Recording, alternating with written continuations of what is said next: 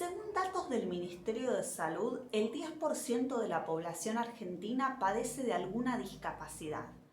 Dentro de esta cantidad de personas que suman más de 4 millones, existe una gran cantidad que no puede desarrollar ninguna tarea laboral porque padece de una discapacidad severa. En estos casos es imperioso la tramitación de una pensión por discapacidad.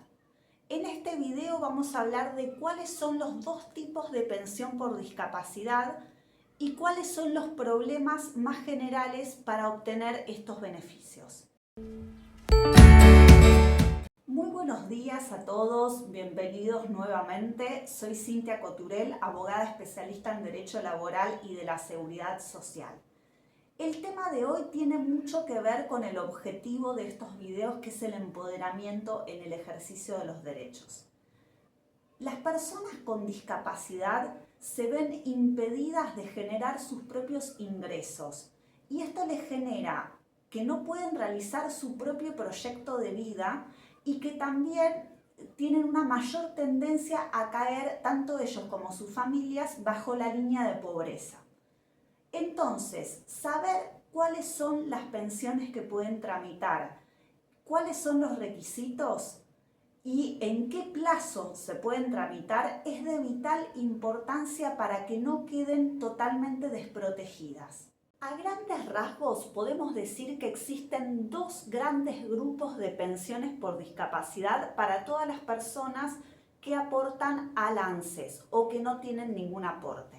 Si se trata de trabajadores que aportan a otras cajas, como por ejemplo al IPS o alguna caja profesional o a las Fuerzas Armadas o de Seguridad, no están incluidos en lo que vamos a hablar en este video. Tenemos dos tipos de pensiones.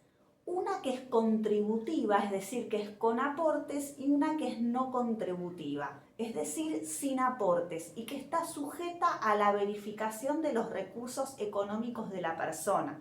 Es decir, que tampoco es para todos, ¿sí? Bueno, lo importante de establecer esta diferenciación es que a veces hay personas que tienen aportes, pero por el solo hecho de padecer de una discapacidad, en los hospitales públicos o en algunas agencias del Estado se los derivaba directamente a la pensión no contributiva. No podían cumplir los requisitos de la pensión no contributiva porque tenían, por ejemplo, la casa a su nombre o tenían un familiar con un empleo registrado y una obra social. Entonces, después de 3 años de trámite, se les rechazaba la pensión no contributiva, pero ya no podían tramitar la que es contributiva porque se había vencido el plazo de tramitación. Esta situación ya la vi en muchísimas oportunidades y en algunos de estos supuestos tuvimos que ir a juicio directamente. Por eso es que me interesa hacer este video para que lo pueda ver cualquier persona del país y evitar que le pase este mismo problema. La pensión contributiva se denomina técnicamente retiro transitorio por invalidez, que luego de 3 años con una nueva junta médica pasa a ser un retiro definitivo por invalidez. El requisito de incapacidad es del 66% y hay un baremo en el cual hay un listado de enfermedades y a cada estadio de esas distintas enfermedades se le otorga un porcentaje de discapacidad. Además, existe el requisito de ser aportante regular o irregular con derecho. Este es un tema muy complejo que lo voy a desarrollar en el próximo video, que igual ya lo tengo mencionado en otros videos anteriores. Hay uno que es retiro por invalidez y licencias por enfermedad, que también lo pueden ver. Esto es un tema que es desconocido, tanto para la gente común como para los abogados que se dedican a otras ramas, incluso los abogados laborales.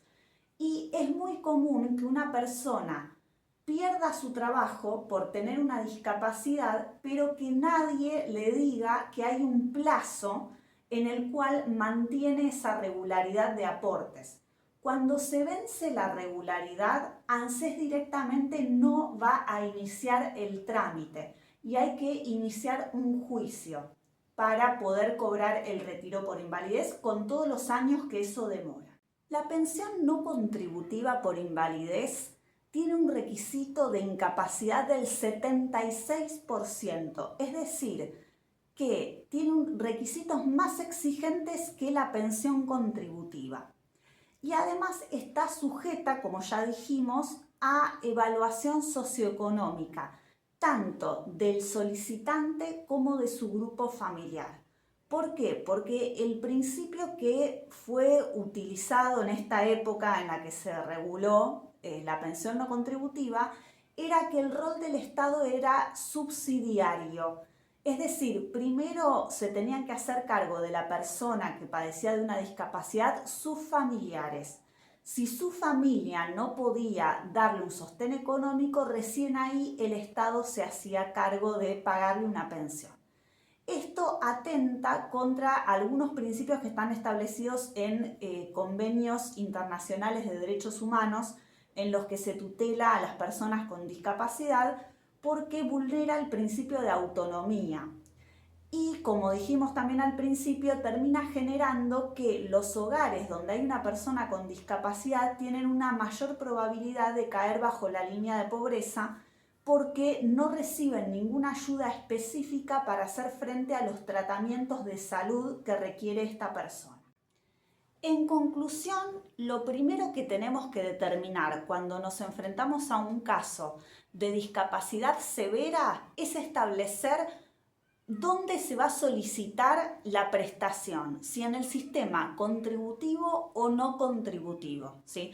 El encuadre del caso es fundamental porque son trámites muy largos. El de la pensión no contributiva es muchísimo más largo todavía que el del retiro por invalidez, y si nosotros lo iniciamos de manera equivocada, la persona va a perder muchísimos años de su vida en los cuales no va a tener siquiera acceso a las prestaciones de salud que necesita.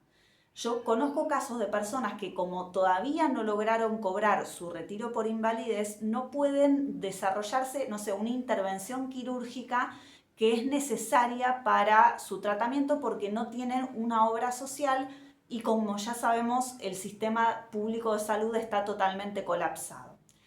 Bueno, espero que este video les haya resultado de utilidad.